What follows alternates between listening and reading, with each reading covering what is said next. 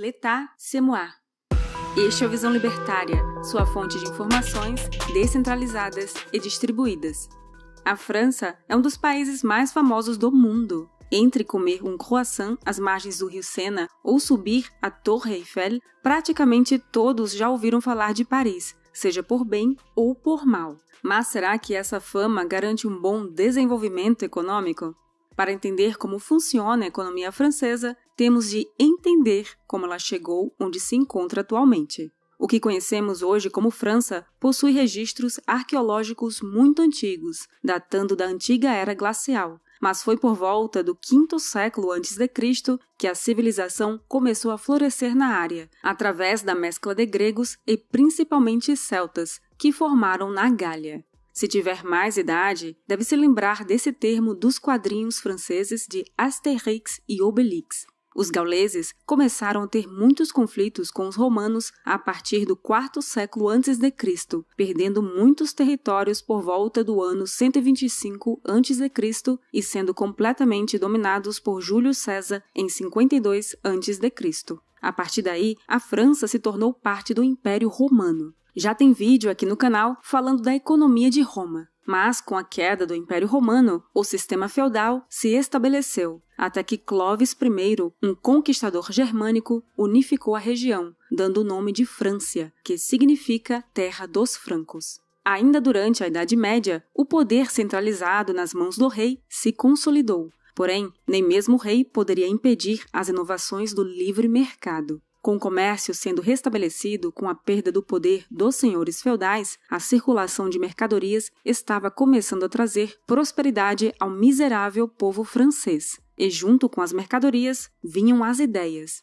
Durante o período renascentista, do século XV ao XVIII, muitas vezes lembrados pelas diversas guerras entre a França com a Inglaterra ou a Itália, houve uma considerável melhora na qualidade de vida dos franceses, pois agora eles podiam comercializar entre cidades sem precisar da aprovação do senhor feudal. De fato, a França se tornou o reino mais populoso de toda a Europa, tanto que o francês se tornou a língua mais culta. Muitos nobres aprendiam francês e até em escolas aqui no Brasil era muito mais comum o ensino de francês do que inglês. Nesse período chamado de absolutismo, todo o poder estava tão concentrado nas mãos do rei, de forma que o próprio se via como o escolhido de Deus e que seu poder era um direito natural a ele concedido. Tanto que o rei Luís XIV disse as famosas palavras «L'État, c'est moi», ou «O Estado sou eu». E, de fato, ele tinha razão. A sua vontade era a lei, e não havia ninguém para contestar seu poder.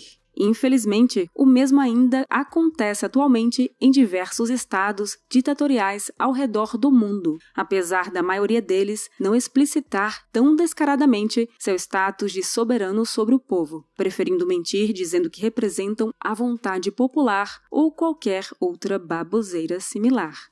Mas é claro que trocar vários pequenos ditadores por um grande ditador supremo nunca foi solução para nada. Então logo, a França se viu em crise econômica, causada principalmente pelo gasto militar para financiar as guerras com a Inglaterra. Só que a nobreza francesa nunca passou nem um dia sequer de fome, contando com banquetes quase todos os dias e festanças o tempo inteiro. E como bancar todo esse gasto estatal? Naquela época, não era possível imprimir dinheiro sem ter ouro nos cofres, além do número de entidades que tinham dinheiro suficiente para emprestar para estados ser muito restrito. A única saída possível era taxar a população. A quantidade de impostos pagos era absurda. Além dos camponeses terem de entregar grande parte de sua produção, ainda havia o sistema de impostos pagos em forma de trabalhos forçados. Some-se a isso uma queda na produção de trigo por questões climáticas e logo a comida se tornou muito mais cara e os camponeses que antes viviam na miséria agora morriam de fome.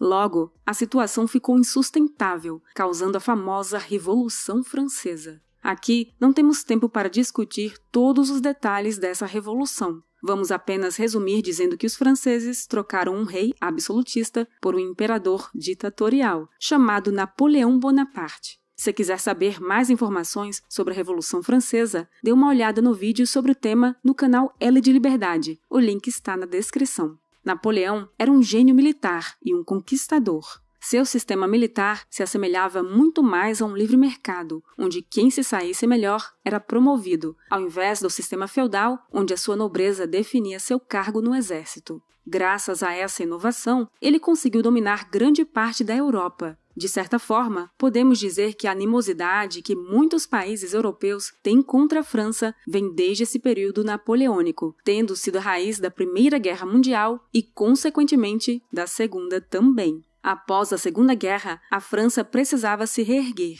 e, depois de largar o socialismo, nos anos 70, voltando para uma agenda mais liberal, a França conseguiu se estabelecer como uma das grandes economias desenvolvidas do mundo. Porém, nem tudo são flores. Uma coisa ficou bem clara durante a Revolução Francesa. Quando o povo francês se revolta, as cabeças vão rolar.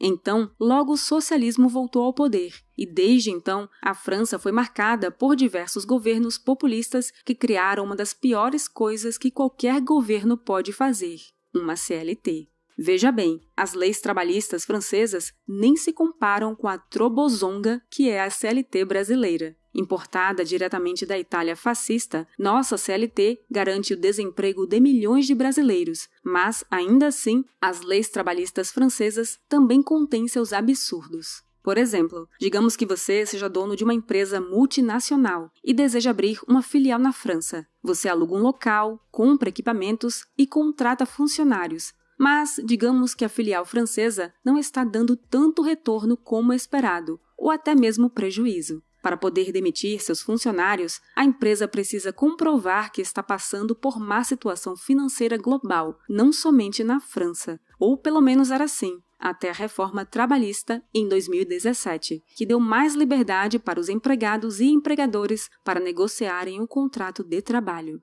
Graças a isso, a taxa de desemprego na França caiu de aproximadamente 10% para 8%. Pode parecer baixa em comparação à taxa de desemprego brasileira, mas ainda é o dobro de países menos burocráticos, como a Alemanha. Isso se deve, em parte, também por causa do assistencialismo francês. Para que se dar o trabalho de arrumar um emprego quando o Estado já ajuda, dando auxílios e bolsas a praticamente qualquer um, principalmente quando as empresas são altamente rigorosas para contratar, já que um funcionário ruim representa uma alta despesa por causa da abusiva lei trabalhista francesa. Aqui já vemos a diferença da França para os países nórdicos. Enquanto que ambos têm uma alta carga tributária, os países nórdicos tendem a incentivar o empreendedorismo por desburocratizar a formação de empresas. Os empresários franceses se veem de frente a uma muralha chamada leis trabalhistas. Por isso, é muito mais fácil viver apenas do assistencialismo governamental. E a situação apenas se agrava com o imenso número de imigrantes que são recebidos pela França todos os anos. Apesar de ser um país com leis trabalhistas fortes, em comparação a outros países da Europa, quando comparamos com a situação das ex-colônias francesas, de onde a maioria dos imigrantes vem, a França ainda é muito mais liberal. Muitos desses países, principalmente na África, não permitem nem que as pessoas plantem para comer sem a permissão do Partido Comunista que está no poder há décadas. E é claro que muitos desses recém-chegados acabam requerendo parte do assistencialismo francês. O problema é que, para pagar todo esse alto gasto estatal, é necessária uma grande extorsão da população por parte do Estado através de impostos. Por causa disso, o presidente, que em 2012 era do Partido Socialista Francês, instituiu um novo imposto, o Imposto sobre Grandes Fortunas. Claro que esse imposto foi um grande fracasso, mas pelo menos nos proporcionou grandes risadas ao vermos milionários e bilionários fugindo da França em direção à ex-União Soviética em busca de mais liberalismo econômico. Infelizmente, o povo francês parece não ter aprendido a lição, pois em seguida elegeram um antigo ministro da Economia do presidente socialista. Talvez você tenha ouvido falar dele, um tal de Emmanuel Macron, que alguns ainda dizem não ser socialista. Atualmente, a França está encurralada. O povo francês sabe muito bem que a falta de liberdade econômica está dificultando o empreendedorismo. Porém, não estão dispostos a abrir mão de seus direitos trabalhistas, como de trabalhar apenas 35 horas por semana, por exemplo. Por outro lado, querem um Estado cada vez mais assistencialista, que no final só vai retirar mais dinheiro da iniciativa privada. Mas então, por que a França não quebra ou deixa de ser um país desenvolvido? 2 fatores são preponderantes. Primeiro, o branding do país. Colocar Made in France em uma bolsa qualquer já faz com que ela seja vista como algo muito mais valioso. De fato, empresas no ramo da moda na França pegam centavos de dólares em couro e transformam em milhares de dólares com muita facilidade. O mesmo acontece para carros, maquiagens e perfumes, produtos de alto valor agregado no geral. Em segundo lugar, vem o turismo. Visitar Paris é o sonho de muitas pessoas ao redor do mundo. Se você for até lá, verá uma infinidade de turistas, principalmente chineses. O turismo é uma das maiores exportações francesas. Sei que isso pode parecer estranho, mas pense no sentido de para onde flui o dinheiro.